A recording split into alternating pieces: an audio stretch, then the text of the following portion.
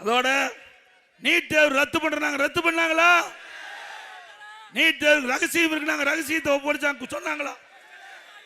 எதுவுமே சொல்லல, எதுவுமே செய்யல, அத்தனை பொய் தானே. இப்ப கூப்பன் கொடுக்கிறாராம். என்ன கொடுக்கிறாரு? எதுக்கு கொடுக்கிறாரு? அதுல ஒரு கமிஷன் வரும். எல்லாம் திமுக காரன் தான் கூப்பனை விற்பான். ஆட்சிக்கு வர போறது 100% இல்ல. திமுக ஆட்சிக்கு வர போறது 100% இல்ல. ஆனாலும் அவருடைய தேர்தல் அறிக்கை வெளியிட்டிருக்காங்கல்ல, நீங்க சிந்திச்சு பாருங்க.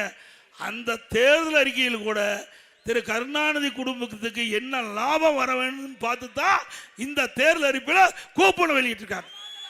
இதே அண்ணா திமுக என்ன வெளியிட்டோம்?